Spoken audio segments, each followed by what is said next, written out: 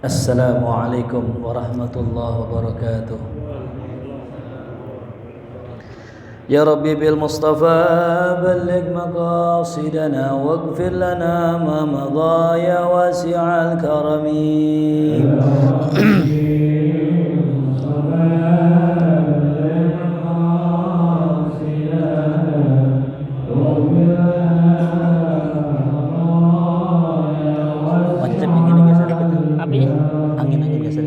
أكرم الخلق ما لمن ألوذ به سواك عند حلول الحديث الآمم.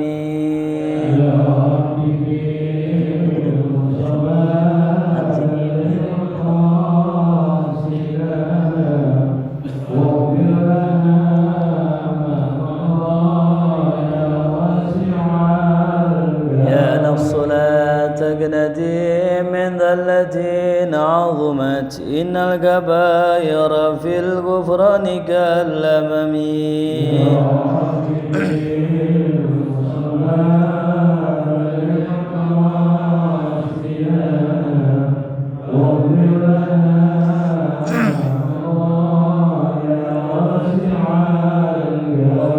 اللهم صل وسلم وبارك عليه وعلى آله.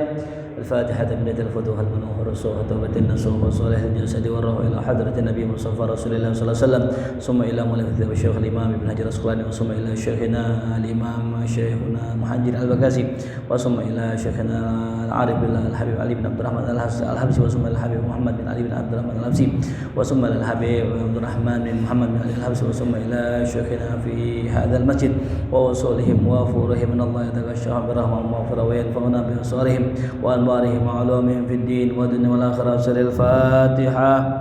أعوذ بالله من الشيطان الرجيم. بسم الله الرحمن الرحيم.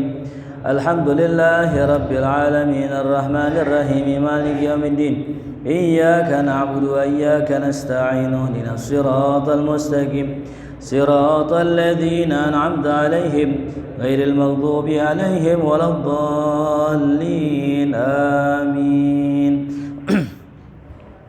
Bismillah, alhamdulillah, wassalatu wassalam ala sayyidina rasulillah sayyidina Muhammad ibn Abdillah wa ala alihi wa sahbihi wa man tabi'ahu wa wala hawla wa la quwwata illa billah, amma ba'du. Alhamdulillah, puji syukur kehadirat Allah subhanahu wa ta'ala. Kita malam hari ini baru saja memasuki tanggal 1 Rajab.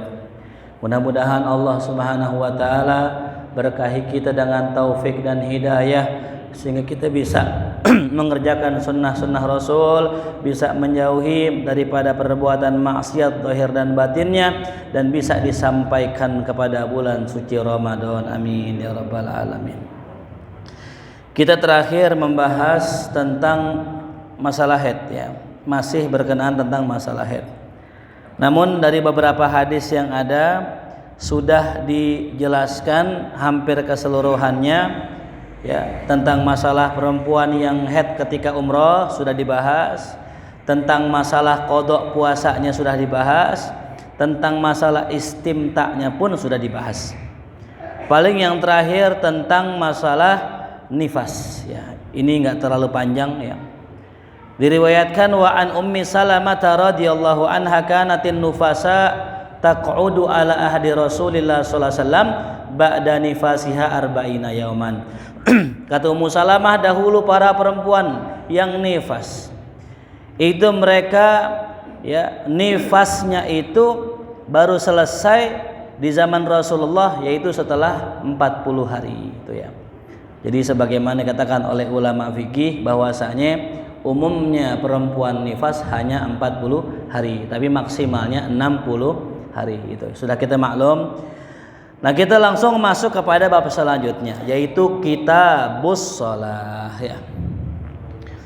Ulama ketika mengarang kitab itu jangan disamakan dengan mengarang skripsi atau mengarang tesis atau mengarang disertasi, ya. Bahkan kata para guru, ulama itu ketika mengarang suatu kitab itu berisi, ya, disertasi, berisi tesis yang banyak, ya. Jadi kalau kita kan kalau bikin karya tulis itu kadang-kadang menguji satu teori, ya.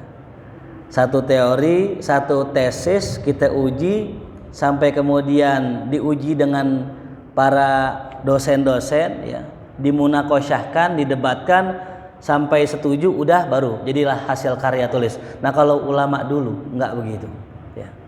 Kenapa ulama dulu bisa segampang itu menulis ilmu? Nah jawabannya karena ilmu mereka memiliki sanad, ya. Jadi kalau orang punya sanad nggak perlu capek-capek mikir nih ilmu bener apa enggak gitu. Kalau orang punya sanad nggak perlu dia berdebat dengan orang untuk membuktikan ini ilmu bener apa enggak. Tapi cukup mengambil ilmu dari gurunya, yang mana gurunya dari gurunya, yang gurunya dari gurunya sampai Rasulullah Shallallahu Alaihi Wasallam tuh, ya. Yang kedua, kalau orang-orang dulu, para alim ulama dulu ketika salah mereka ditegur oleh Rasulullah, ya. Jadi tingkat keamanannya lebih valid tuh. Nah maka sebagaimana kitab ini, kitab yang kita baca, kitab Bulughul Maram ini adalah kitab yang berisikan kitab-kitab gitu. Nah kita masuk kepada kitab yang selanjutnya namanya Kitabus Shalah, bukan bab, karena bab berbeda dengan kitab. Ya. Berkata Imam Nawawi dalam syarah Sahih Muslim, ya, ikhtalafal ulama berbeda pendapat fi asli shalah, tentang asal kata sholat, ya. Jadi biar kita pahami ini, kata sholat ini mengalami 3 perubahan makna, ya. Dari semulanya orang Arab mengenal sholat itu maknanya doa. Kemudian datang Rasulullah menjelaskan bahwa sholat itu adalah suatu perkataan, gerakan yang dimulai dengan takbir diakhiri salam. Berubah makna sholat. Yang tadinya apa tadi? Doa. Kemudian berubah menjadi suatu ibadah. Datang lagi perintah dari Allah, firman Allah, innallaha wa malaikatahu yusholluna 'alan nabi. Ya ayyuhalladzina amanu shollu alaihi wasallimu taslima. Sahabat bingung, kata Allah shollu alaihi, wahai orang beriman, sholatlah kepadanya. Nah kalau kita ya jadi orang Arab dulu bingung juga sama makna sholat kepada Nabi. Apa kok sholat kepada Nabi? Shollu alaihi, karena kosakatanya sama, bersolawat dengan sholat, mana-mananya sholat sama. Akhirnya sahabat nanya, kaifa nusolli alaika ya Rasulullah, bagaimana cara kami bersolat kepadamu, ya. Bagaimana dulu namanya itu ya, solat namanya, ya. Bagaimana kami nusolli alaik? Kata Rasulullah, qul Allahumma sholli ala Muhammad. Nggak pakai sayyidina tuh, Rasul nggak pakai sayyidina, ya. Jadi kalau kita mau baca Allahumma sholli ala Muhammad boleh, tapi lebih bagus pakai apa? Sayyidina, ya. Cuman jangan berantem dah, ya. Kadang-kadang orang ribut, wah harus pakai Sayyidina katanya. Ya kita balikin tanya, ente kalau azan asyhadu anna sayyidana Muhammadar Rasulullah, ada gak yang begitu? Ada. Baca rawi, ya Rabbi sholli ala Muhammad, ya. Yang bilang yang nentang Sayyidina katanya nggak pakai Sayyidina Wahabi katanya gitu. Dia kalau maulid nggak baca Sayyidina, ya. Ya Rabbi sholli ala Muhammad, ya Rabbi sholli alaihi wasallim. Siapa yang ngarang maulid? Habib Ali. Apa Habib Ali nggak tahu tuh adab mengucapkan Sayyidina? Nah itu masalahnya, ya. Nah jadi umat sekarang ini difokusin sama perkara-perkara remeh, ya. Coba kita lihat kemarin, cuman lantaran ngomong apa tempat jin buang anak.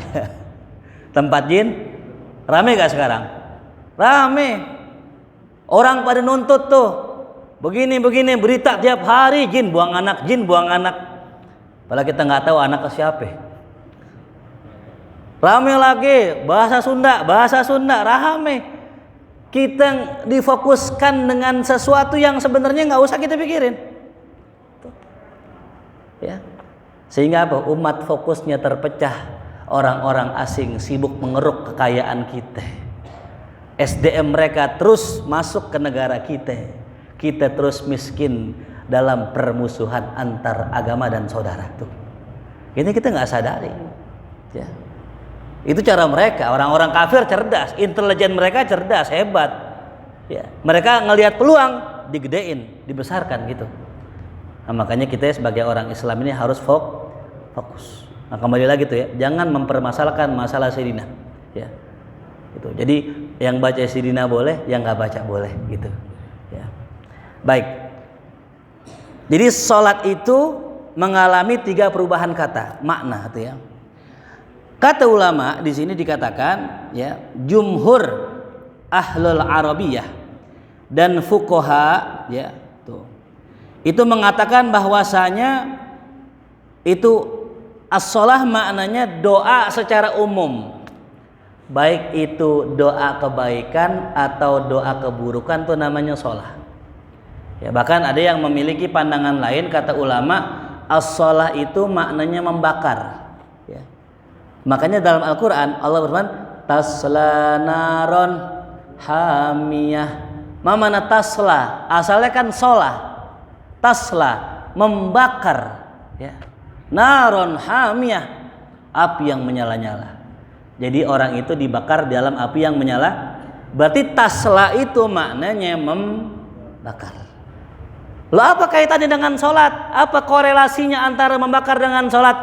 Kata ulama zaman dulu bahwasanya kalau orang sholat dia sedang membakar dosa-dosanya. Terus apa korelasinya dengan doa? Kalau orang sholat dia sedang berdoa dengan Tuhannya. Karena isinya sholat itu semuanya doa. Ya, jadi itu asal kata sholat. Ya. Nah terus mengalami perubahan. Dulu orang sering bilang bukan sholat, sembahyang. Ya. Sembahyang. Ya. Ada yang mempermasalahkan, tuh nggak boleh bilang sembahyang, kita harus bilangnya sholat. Yang bilang sembahyang kafir. Wah, repot ini. Jadi ini kadang-kadang orang karena nggak belajar usul, pokoknya beda dikit kafir begitu. Lah kalau baju koko semuanya sama, repot kan kita ya. Oh, baju kokonya bukan amu nih, wah kafir. Oh, pecinya beda nih, pecinya lonjong gitu, wah kafir. Kagak. Jadi kalau kita telusuri, ternyata cerdasnya ulama dulu, mereka itu memasukkan Islam ke Indonesia dengan sisi kultural. Ya, jadi ketika masuk ke Indonesia, itu yang unik, kata Habib Ali Al-Jufri, hampir semua ya, banyaklah Islam tuh masuk ke daerah bil harb dengan cara perang. Kan begitu perintahnya, ya. Umirtu an uqatilan nas, kata Rasulullah, hatta yaqula la ilaha illallah. Aku diperintahkan memerangi orang sampai mereka berkata la ilaha illallah. Kalau mereka menyerah, nggak mau diperangi, dan mereka mau masuk Islam, mau tunduk dan taat, maka Rasul nggak pakai perang. Illa Indonesia, masya Allah. Ulama yang dinamakan sunan para sunan itu ya, apa namanya, wali songo itu masuk ke Indonesia itu dengan mudah, bil akhlak, bil hanifiyah samhah tuh. Sehingga apa ya? Sehingga Islam menyebar nggak pakai perang di Indonesia. Nah rahasianya tadi, kalau kita berdakwah jangan terburu-buru. Kalau istilah orang istijal namanya. Dulu orang terkenalnya ngapain? Sembahyang, ya, nyembah pohon, animisme dan sebagainya. Ketika mereka masuk, mereka mengajarkan nih sembahyang bener begini nih. So takbir, Allahu Akbar tuh. Baca Fatihah dan sebagainya. Tetap namanya nggak dibuang. Sama kayak puasa. Puasa itu kan bahasa Sangsekerta, bukan bahasa Islam, bukan. Yang benar apa ya? Saum atau siam. Cuman kata ulama beda saum, beda siam. Makanya kutiba alaikumus siam, bukan kutiba alaikumus saum. Nah itu beda ya. Nah kalau orang ngaji bahasa begitu. Ya. Apa bedanya saat? Kalau siam nahan makan dari pagi sampai sore. Kalau saum nahan apaan aja, mau nahan omong disebut nahan. Nahan nggak jajan namanya saum gitu. Ya. Jadi kalau saum itu nahan apaan aja, kita nahan yang nggak jajan. Nah itu namanya saum. Ya. Tapi kalau dibagi mau gitu. Jajan ogah, dibagi mau, itu namanya saum. Gue di rumah aja, gue nggak mau keluar. Nah, itu namanya saum. Gua nggak mau ngomong seharian, namanya saum. Tapi kalau kita nggak makan minum dari pagi sampai maghrib, namanya siam tuh ya. Jadi beda antara saum dengan siam. Soalnya ada murid nanya, Ustadz saya pengen nulis ini kitabus siam apa kitabus saum gitu. Yang benar kitabus siam. Ya. Nah jadi begitu ya. Jadi banyak bahasa-bahasa luar itu yang dimasuk dalam kita. Itu bahasa Sanskerta. Termasuk agama. Agama juga bahasa Sanskerta. Artinya tidak, gama artinya rusak, kacau. Untuk apa diadakan agama? Agar tidak kacau. Sehingga kita pernah dulu, saya punya teman orang NII ya. Mungkin para jamaah tahu NII itu kelompok yang pengen mendirikan negara Islam. Datang ke rumah. Dipikirkan saya punya Facebook kan isinya tausiah, ceramah gitu-gitu. Dipikir saya orang awam gitu yang kopas-kopas gitu. Dulu banget tahun 2010 loh nggak salah. 12 tahun yang lalu. Datang ke rumah ya. Kalau bahasanya dilalahnya dia mau ngajarin agama sama saya. Dipikir kita nggak ngerti ilmu kali. Tolong Riz, pintu ditutup, pintu rumah saya disuruh tutup. Kita ngaji berdua gini. Wah, dikasih tahu nih. Nggak boleh kita mengucapkan agama. Agama itu bahasa Sanskerta. Yang benar adalah din katanya. Ya. Karena din adalah agama. Itu yang benar gitu. Jadi nggak boleh bilang agama Islam. Bilangnya din Islam. Ya. Ntar repot kalau bikin KTP itu. Kata orang kelurahan, Pak agamanya apa? Oh saya nggak tahu agama. Saya kenalnya din. Kata tukang orang, Udin itu tetangga saya namanya Udin. Ya. Repot kita nggak bisa, udah biarin nggak apa-apa. Mau din kek, mau agama kek, yang jelas maksudnya sama. Bahkan kata Syekh Mustafa Al-Ghulayain dalam kitab Jami'ud Durus, yang namanya lughah itu mukhtalifatul alfaz wa muttahidah fil makna.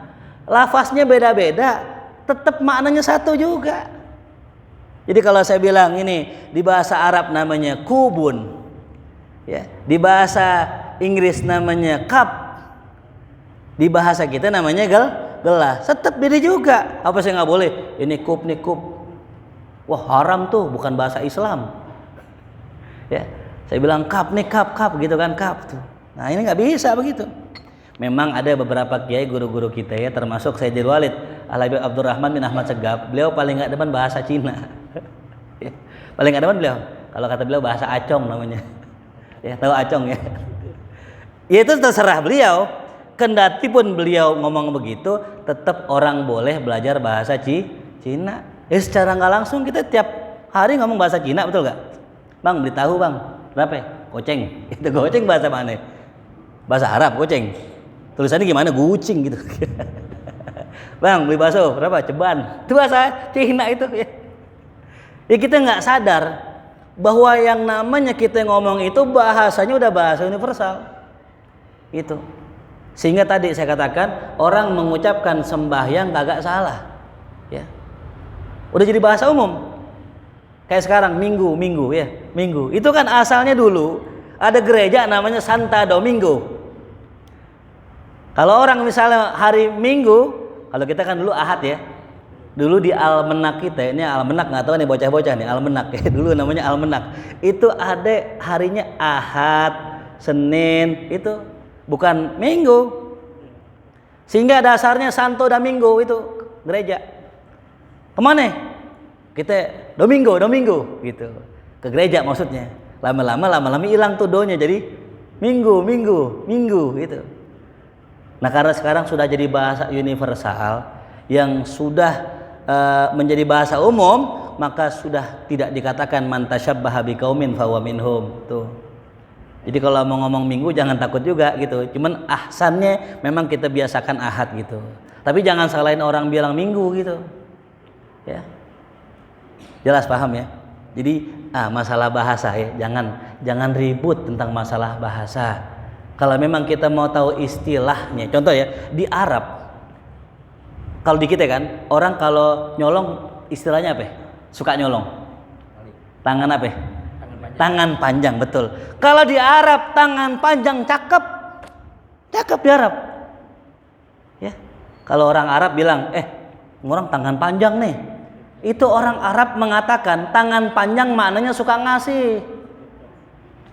Di Arab orang ngomong tangan panjang maknanya apa? Suka ngasih. Kita di sini dibilang tangan panjang, marah gak? Tuh orang tangannya panjang tuh.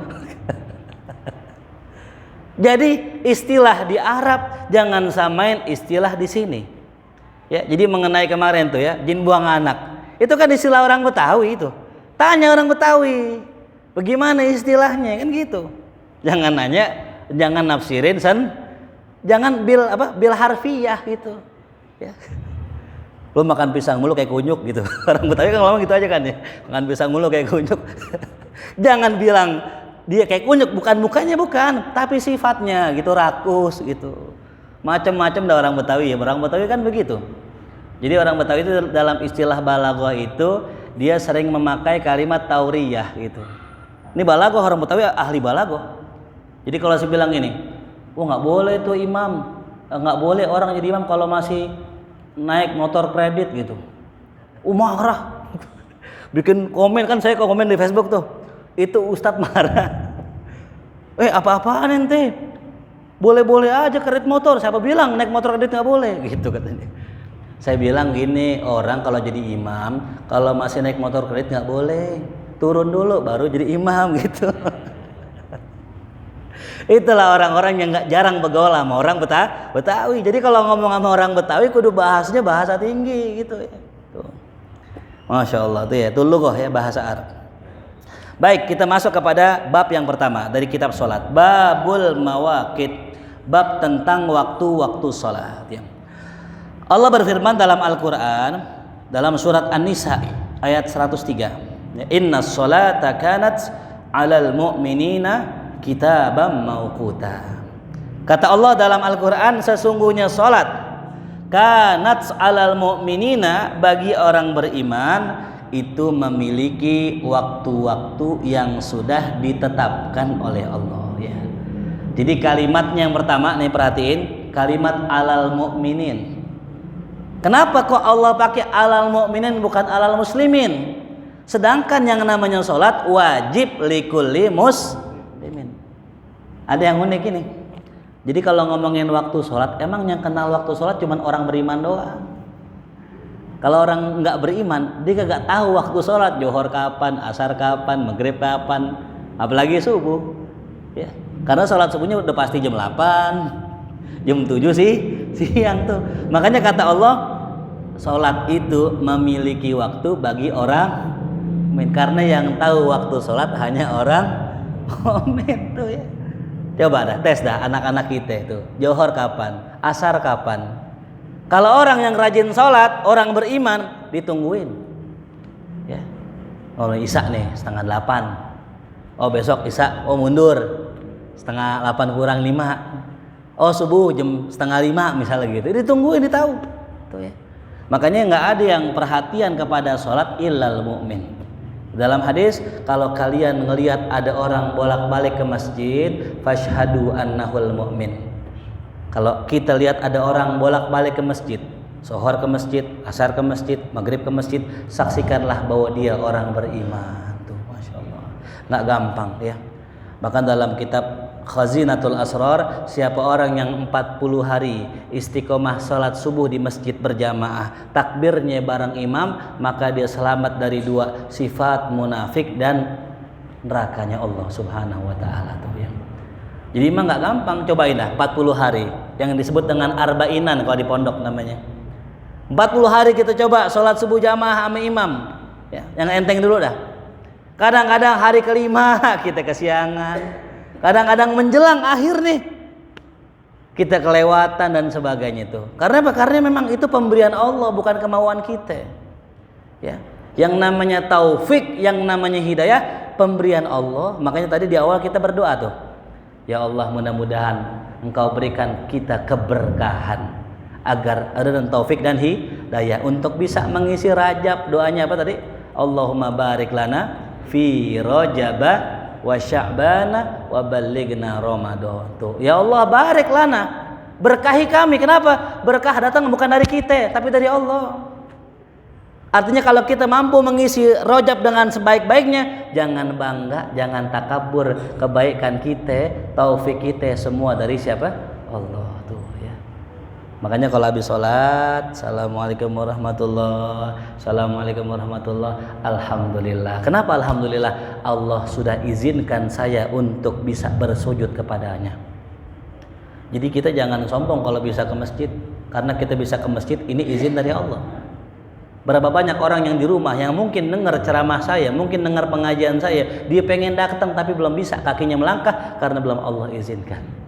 Karena orang-orang yang datang ke masjid, istiqomah di masjid, itu adalah orang pilihan Allah. Innama ya'muru masajidallah man amana billah. Sesungguhnya orang yang meramaikan masjid itu kata Allah adalah orang yang beriman kepada Allah tuh. Jadi nggak sembarangan. Ya. Makanya kalau ada orang yang rajin ke masjid tuh ya, itu insya Allah dijamin surganya oleh Allah Subhanahu wa Ta'ala tuh ya.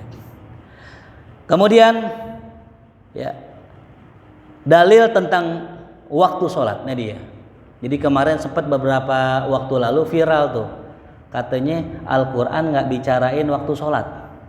Nggak ada tuh di Quran, Zuhur, Asar, Maghrib, Isya, adanya di hadis. Nah ini orang mungkin ngajinya kurang dalam. Ada 3 ayat, kurang lebih 3 ayat yang berbicara waktu sholat, baik tersirat maupun tersurat. Yang pertama adalah surat Al-Isra. Ya, ingat surat apa? Al-Isra. Allah berfirman, "Aqimis sholata lidulukis syams." Ya, lidulukis syams ila ghasaqil lail wa qur'anal fajr. Inna qur'anal fajri kana masyhuda. Tuh. Mana kok enggak ada waktu zuhur asar? Itu dirikanlah sholat li. Nah ini kalimat li ini bukan untuk. Jadi kalau kita belajar nahwu, kalimat li nggak selamanya untuk, tapi bisa bermakna fi. Kayak min maknanya apa?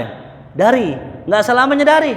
Contoh, ya, fa idza nudiya lis sholati min yaumil jum'ah. Kok min? Padahal kan apabila kalian diseru untuk sholat di, nah berarti min maknanya apa? Fi. Nah ini kayak gini, dirikanlah sholat fi, di waktu dulu kisyams, matahari tergelincir, matahari terbenam. Kapan itu? Maghrib tuh.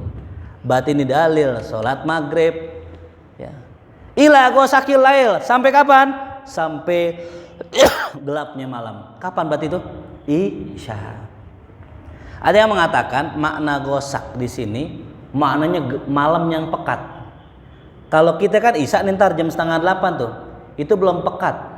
Makanya kata ulama itu bukan waktu yang diperintahkan Allah. Walaupun boleh. Yang afdolnya sampai atamah, tengah malam. Makanya nanti ada perbedaan pendapat tentang masalah isya. Yang mana lebih afdol? Apakah di awal, apakah di akhir, di tengah malam? Ya gitu. Wa Qur'anal fajr. Nah ini yang ketiga, waktu bacaan fajar. Ya, tuh. Dalil sholat apa? Subuh. Berarti dalam surat Al-Isra ada 3 surat, ada 3 sholat: Maghrib, Isya, Subuh. Yang kedua surat Hud. Allah berfirman, ya aqimis salata tarafayin nahar.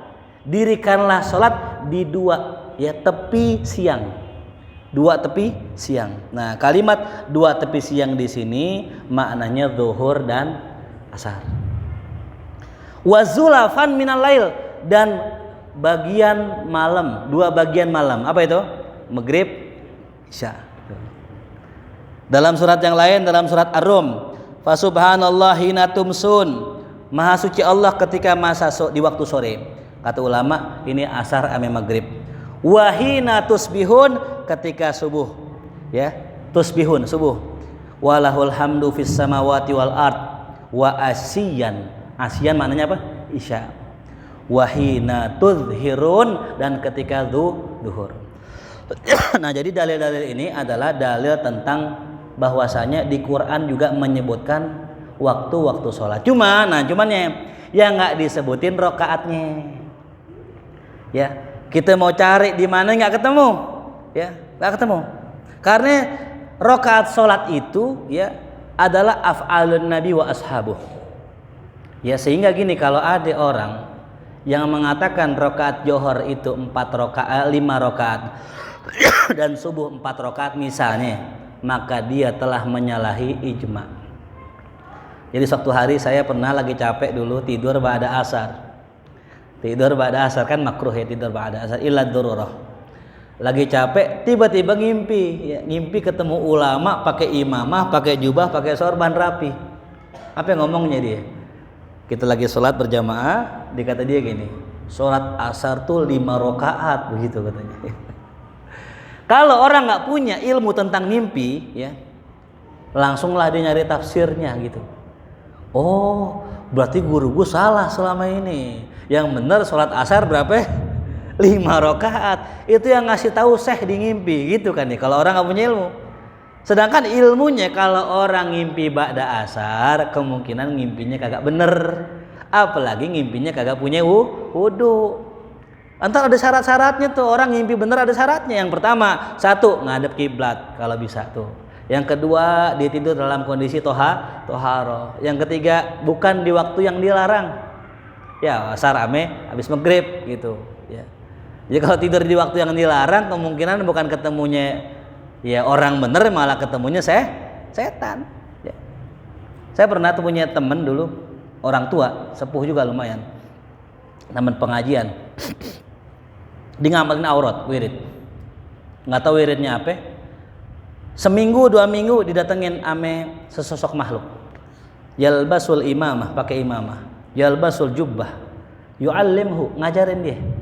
Nih, lu baca ini, dibaca besok diikuti. Seminggu baca lagi, datang lagi tuh ulama, ya, ngajarin lagi. Ini yang datang roh ya, bukannya ini, bukan orang bener, bukan. Sampailah dia ngajarin begini, lu kalau sujud, ruku, lu baca surat ini, ayat ini. Disuruh baca apa? Surat. Lantas kata ini saya punya teman, ya, orang tua. Dinanya ke gurunya, ke guru fikihnya, nanya, Ustadz, saya didatengin ame makhluk. Dia ngajarin saya kalau ruku sujud bacanya surat ini, ayat ini. Oh, nggak bener tuh, kata guru saya. Kok nggak bener? Kan yang datang sosoknya ulama. Nggak ada sunnah ruku sujud baca Al-Quran. Nggak ada. Jadi kalau ada yang ngajarin nih bacaan Quran dibaca ketika sujud, nggak ada. Nggak ada, makruh hukumnya.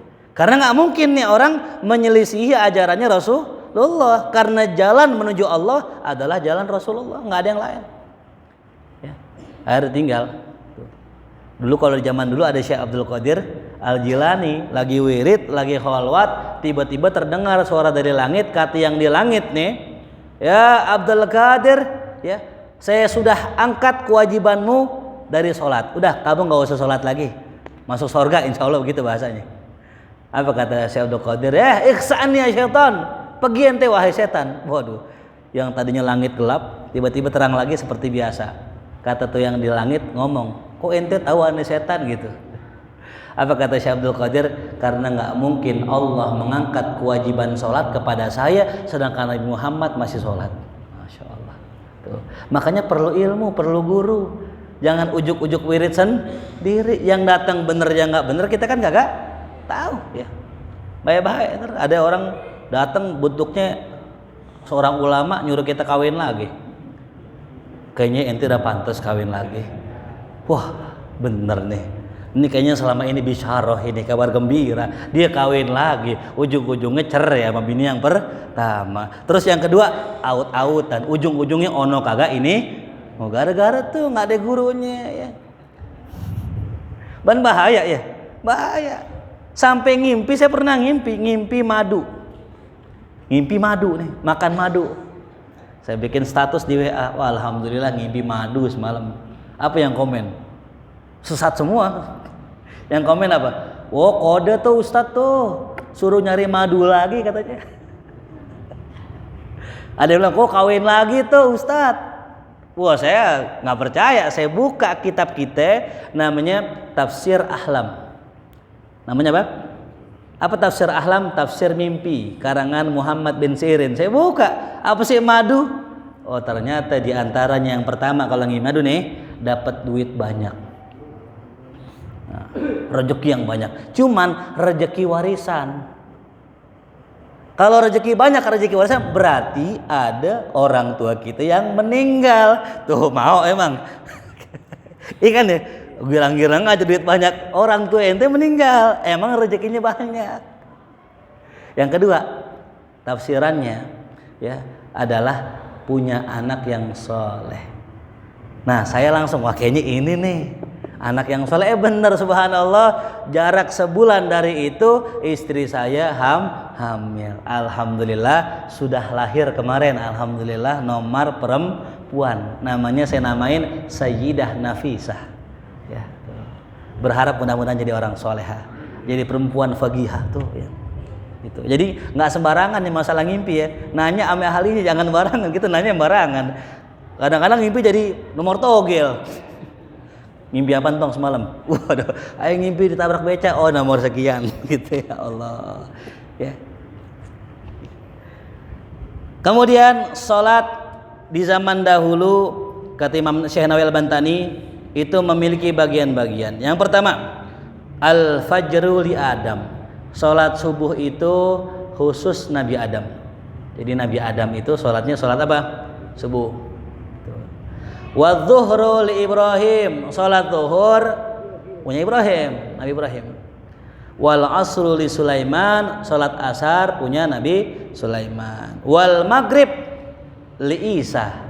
Sholat maghrib buat Nabi Isa sama ibunya Siti Maryam. 2 rakaatnya Nabi Isa, 1 rakaatnya untuk Sayyidah Maryam. Ya.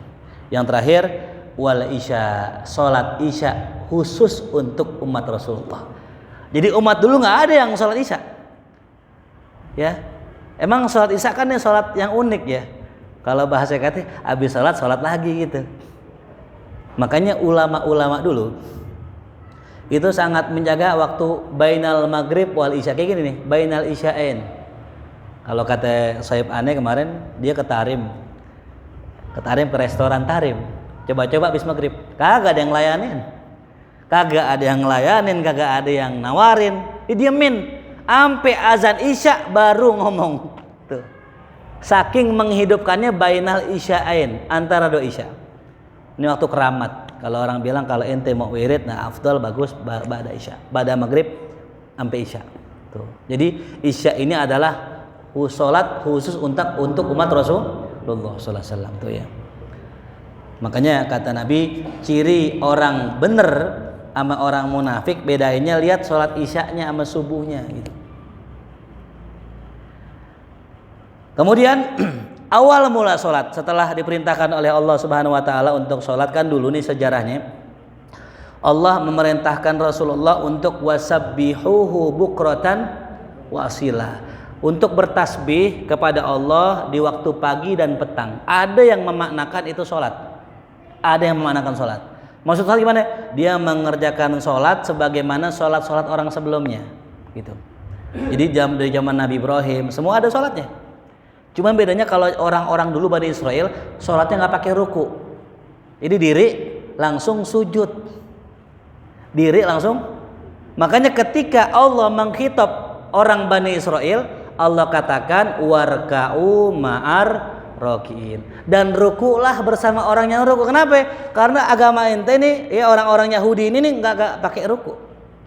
Ruku itu khususiat umat Rasulullah Sallallahu Alaihi Wasallam tuh. Dan ketika turun perintah Allah di malam Isra Mi'raj, Allah perintahkan Rasulullah untuk mengerjakan sholat. Dan awal mula yang dikerjakan Rasul dari sholat adalah sholat Johor. Ya, jadi bukan subuh, karena Rasul pulangnya subuh. Johor malaikat Jibril datang mengajarkan Rasulullah. Kisahnya gini. Jadi pulang dari Isra, Johor datang, malaikat Jibril datang di awal waktu. Diajarin. Bahkan malaikat Jibril mengimami. Nah ini dia ya, perlu kita kasih ketebalan. Malaikat Jibril bukan ngajarin doang, mengimami. Karena hadisnya ammani Jibril. Malaikat Jibril ngimamin saya. Indal bait, di sebelah Ka'bah. Tuh. Jadi biar jelas, malaikat Jibril imam, Rasul makmum di sebelah Ka'bah. Marotain 2 kali saja. Yang pertama, hari pertama malaikat Jibril datang di awal waktu. Zuhur di awal waktu, salat berjamaah sama Rasulullah. Asar di awal waktu berjamaah sama Rasulullah. Maghrib pun sama sampai subuh berjamaah sama Rasulullah. Hari kedua, malaikat Jibril datang di akhir waktu. Akhir zuhur sholatnya berjamaah, asar tuh pengen maghrib pengen isya dan sebagainya. Kenapa? Untuk mengajarkan mana awal waktu, mana akhir waktu. Tuh. Berarti prinsipnya gini, kalau kita ngajarin sholat, nggak usah kita jelasin gitu, cukup contohin aja, ya. Gitu. Jadi ada orang sholat Allahu Akbar, pengen sholat nih. Ada orang mu'alaf pengen sholat. Kata temennya, lu kalau mau sholat lu ikutin aja nih gua gitu. Namanya orang awam kagak ngerti orang sholat, diikutin, bener-bener diikutin. Pas banget memang kebetulan sebelahnya temennya, sebelah kiri kanannya ada bocah. Bocah namanya bocah kan suka apa? Bercanda, ya. Suka bercanda. Pas banget tuh lagi sujud tuh bocah ngangkat sarung temen di depan begini. Akhirnya tuh orang, wah, kudu ngangkat sarung depan, diangkat sarungnya. Pas banget nggak pakai kolor lagi. Sallu kama ra'aitumuni usolli itu, ya. Jadi begitu. Kemudian rahasia nama salat. Yang pertama zuhur, asal katanya zuharo. Zuharo maknanya jelas. Kenapa namanya zuhur? Karena dikerjakan di waktu yang sangat terang dan jelas. Tuh. Yang kedua asar. Asar itu asal katanya peresan. Kalau kita pengen beli jus, nah itu asar, ya. Ya, mu'sirat. Ya asir, asir itu jus. Kenapa diperes? Kenapa kok namanya asar? Karena di waktu tersebut tenaga orang keringatnya udah diperes dari pagi kerja sampai sore. Ya. Kemudian sholat maghrib, asal katanya ghurub, terbenam matahari. Sholat isya karena malam. Ada yang mengatakan karena makan malam asya. Ya. Asya makan malam, isya sholat isya. Iya. Jadi kalau asya makan malam, kalau isya sholat isya gitu. Dan kalau subuh sobah, maknanya pagi, itu rahasianya. Jadi ulama menamain ibadah tuh sesuai dengan namanya, ya. Gitu. Bahkan dikatakan amma ada 2 rakaat sholat. Adapun jumlah rakaat sholat, maka ajma'al ulama qatibah. Ulama sepakat. Ini nih ya, gak bakal pernah khilaf 17 rakaat udah sehari semalam. Jadi kalau ada orang bilang mengatakan enggak, ada khilaf katanya johor 2 gitu. Johor 2 enggak ada, ya. Sampai hari kiamat enggak ada yang berubah. Hati ngimpi ketemu ulama mengatakan itu 5 misalnya atau enggak dikurangin, bukan, itu mimpi salah, ya. Kecuali ada ulama dulu gini, Ibnu Mubarak ngimpi. Abdullah bin Marok ngimpi di depan Ka'bah, tidur depan Ka'bah lagi tawaf, selesai tawaf ngimpi. Ngimpinya Rasulullah kirim salam buat orang kafir. Abdullah bin Marok beginilah, ini ngimpi apaan ya? Ngimpi buruk kali ini. Dia wudhu lagi, dia tidur lagi, ngimpi lagi. Rasul kirim salam, ya Abdullah kirim salam buat orang kafir tuh si fulan. Bangun lagi, waduh ngimpi buruk kali ini. Dia wudhu lagi, dia tidur lagi, ngimpi sampai 3 kali. Nah kata ulama, kalau kita ngimpi sampai 3 kali, ya, itu biasanya kuat itu tafsirnya. Walaupun kadang-kadang itu tafsirnya belum tentu sama ya dengan apa yang jadi tindakannya, gitu. Ya. Akhirnya dicarilah tuh orang si fulan gitu. Ternyata ketika ketemu ditanya, ente berbuat amal baik apa dalam hidup ente yang pernah ente kerjain yang paling bagus? Oh saya pernah tuh, saya punya anak perempuan cakep, nggak ada yang pantas sama dia, cuman aneh doang bapaknya yang pantas, aneh kawinin aja anak aneh. Waduh, buat dia tuh perbuatan bagus karena menyelamatkan anak perempuan yang gak ada yang pantas sama dia, gue selamatin, gue nikahin. Bukan, yang lain. Aneh pernah bikin pesta, aneh undang orang banyak, aneh ajak makan semua. Bukan yang lain. Ada kisah nih, pernah satu hari aneh lagi pengen malam, pengen jima sama bini aneh, tahu-tahu ada perempuan janda. Ini janda susah, ya. Datang ke rumah nyalain lampu, kalau dulu kan pakai obor kan, nyalain api, nyalain obor. Saya matiin, keluar saya matiin. Nggak lama dia nyalain lagi sama dia. Saya matiin lagi, bolak-balik begitu. Saya penasaran, ngapa sih ini perempuan caper banget sama aneh gitu.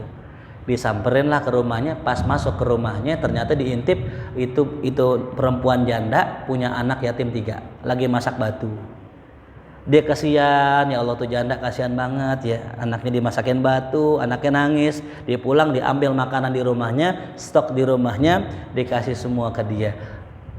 Kata Abdullah, ini kali ini bisa jadi yang menyebabkan ya ente dipuji. Sama siapa? Sama Rasulullah. Iya, kemarin saya ngimpi Rasul kirim salam sama ente. Ya Allah, seumur-umur aneh baru pernah dengar Nabi Muhammad kirim salam dengan aneh. Aneh masuk Islam, asyhadu alla ilaha illallah wa asyhadu anna Muhammadur Rasulullah. Habis mengucapkan itu meninggal langsung.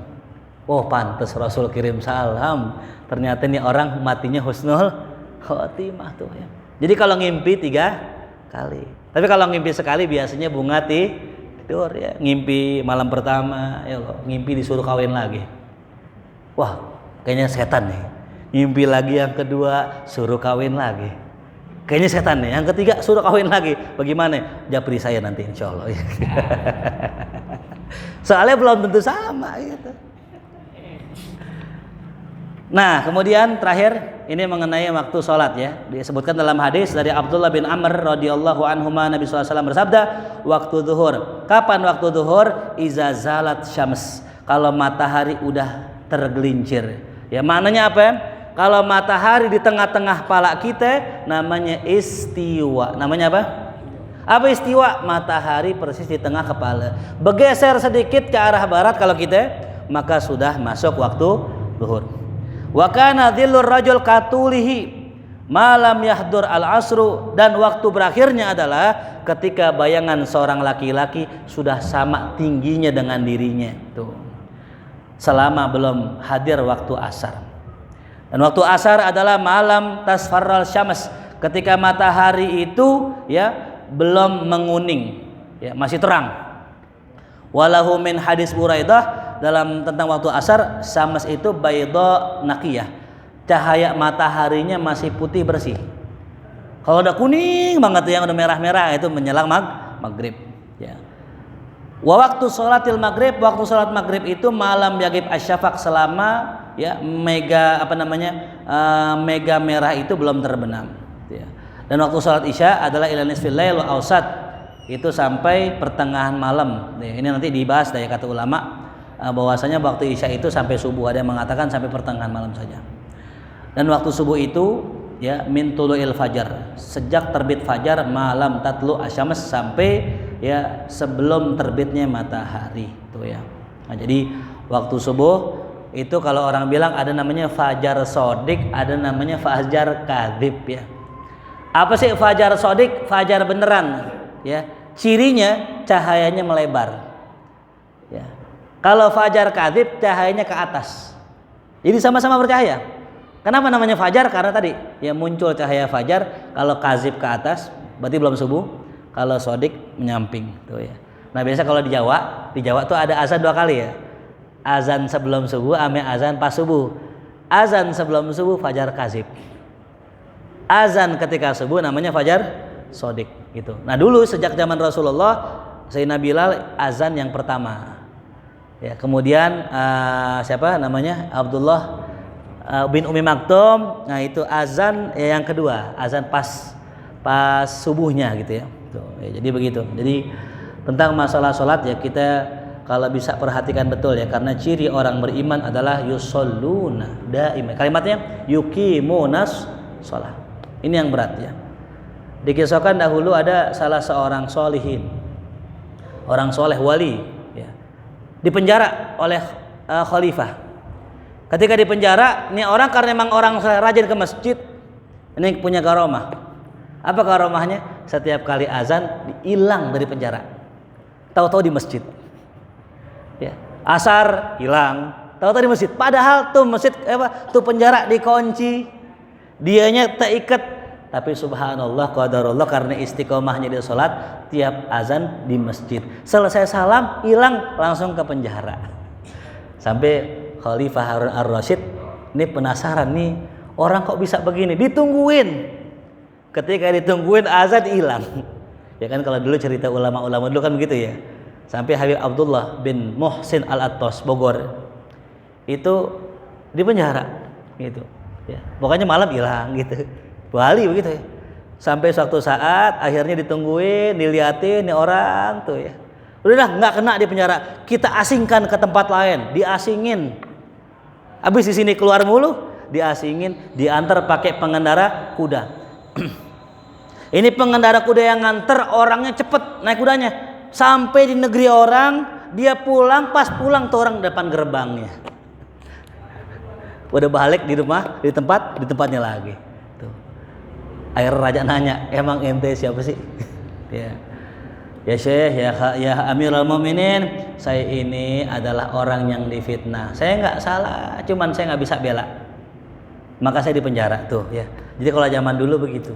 Jadi kalau kita difitnah terus dipenjara apaan aja bentuknya, kalau memang kita nggak salah, Allah bela kita. Tuh ya. Jadi semua ada hikmahnya ya. Makanya kita husnudzon, ulama-ulama begitu. Bahkan ada wali di penjara. Diminta nih, ya Allah tolong bebaskan saya dari penjara. Apa kata Allah? Ala ta'lam, tidakkah engkau tahu bahwa engkau diangkat jadi wali gara-gara aneh masukin ke penjara? Kalau ente mau selamat dari penjara, aneh cabut kewaliannya. Nggak jadi, ya Allah nggak jadi, aneh di penjara aja mendingan daripada keluar nggak jadi wali lagi. Tuh ya, jadi ada hikmahnya semua ya. Idza ahabballahu abdan ibtala. Kalau Allah cinta seorang hambanya, pasti orang itu diuji Allah Subhanahu wa taala. Wallahu alam bisawab. Baik, boleh nanya Fadil. Di dalam rukuk atau sujud memang kita dilarang untuk baca ayat suci Al-Qur'an. Betul. Ya. Kalau baca doa boleh enggak? Nah, baca doa fi kulli shalah boleh. Kenapa? Karena kan salat itu isinya doa. Ya. Isinya apa? Doa. Sampai i'tidal, sami Allahu liman hamidah. Itu isinya doa apa pujian? Rabbana lakal hamdu, ya Allah Tuhan kami, milikmu-lah segala pujian. Sebenarnya kan bukan doa kan ya, tapi kata ulama ya, afdhalud doa alhamdulillah. Seafdal-afdalnya doa adalah mengucapkan alhamdulillah.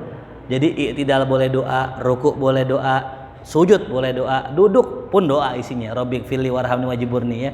Sampai tahiyat akhir, ya muqallibal qulub tsabbit qalbi ala dinik. Jadi doa itu boleh kapan aja. Cuman gini, saat ada permasalahan gini, ada salah satu kiai saya pernah nonton. Dia mengatakan gini, kalau sujud terakhir disunahkan baca ihdinas siratal mustaqim 7 kali. Itu faedahnya nanti dia dapat futuh. Ya, kita kalau ngaji kita cari futuh. Nah, baca tuh ihdinas siratal. Nah, setahu kita kan ihdinas siratal mustaqim apa? Ayat Quran. Kata guru-guru kita, kalau niatnya zikir nggak apa-apa gitu ya. Jadi baca Quran ihdinas siratal mustaqim niatnya apa? Zikir. Kalau niatnya zikir, boleh gitu ya. Jadi yang nggak boleh niatnya baca Al-Quran gitu. Allahu a'lam bishawab. Boleh. Masalah itu waktu bilang kitab Sirul Ahlam. Ya, salah satu syarat mimpi yang bisa diartiin, ya dia tidur madhep kiblat ya. Kedua dia berwudu ya. Nah, oke. Karena pertanyaannya, kita habis tidur sama bini kita habis isya, kan ada bimbingan kalau belum mau mandi kita wudu deh. Nah, di saat kita selesai wudu kita tidur mimpi, itu bisa diartikan nggak tuh? Iya, kalau saya punya syarat begini, kita ini sering ngimpi nih, cuman kadang-kadang ngimpi kita lupa. Tadi malam ngimpi, cuman ngimpinya apaan lupa gitu. Biasanya kalau yang lupa nggak ada maknanya. Tapi kalau kita ngimpi dan kita ingat bahkan ke bawah sampai kita siang-siangnya, ya, itu insya Allah ada maknanya. Nah, terlebih yang dia jaga wudhu, habis jima di wudhu dulu, terlebih itu insya Allah ada maknanya. Yang jelas syaratnya dia ingat. Iya, betul gak? Kita sering ngimpi gak? Tiap malam kita ngimpi, ingat gak? Lupa, berarti nggak ada maknanya. Itu yang disebut dengan bunga tidur. Nah, yang kasihan orang malam ngimpi, tidur panjang dari malam sampai subuh, pas subuh masih ngantuk. Ditanya, lo ngapa ngantuk banget? Semalam gue ngimpi apa? Ngimpi begadang gitu ya. Wallahu a'lam bishawab. Al-Fatihah. A'udzubillahi minasyaitonirrajim. Bismillahirrahmanirrahim. Alhamdulillahirabbil alamin. Arrahmanirrahim. Maliki yaumiddin. Iyyaka na'budu wa iyyaka nasta'in. Shiratal mustaqim. Shiratal ladzina an'amta 'alaihim ghairil maghdubi 'alaihim waladdallin. Allah bihaqqi al-Fatihah. Sirril Fatihah. Karamadil Fatihah. Iftah lana babal khair wa ahtimna bil khair waj'alna wal hadirin min ahlil khair. Allahumma barik lana fi Rajab wa Sya'ban wa ballighna Ramadan wa ballighna Ramadan ya Allah. Bi nasta'in. Rabbana hatina fid dunya hasanah wa fil akhirati hasanah wa qina adzabannar. Sallallahu alaihi sayyidina Muhammadin wa alihi wasallam. Alhamdulillahi rabbil alamin. Ya Rasulullah, salamun alaik ya rafi'a sya'ni wa daraji. Ya Rasulullah, salamun alaik ya rafi'a sya'ni wa daraji. Ya Rasulullah, salamun alaik ya rafi'a sya'ni wa daraji. Allahumma salli wa sallim wa barik alaihi wa alihi. Mohon maaf. Assalamualaikum warahmatullahi wabarakatuh.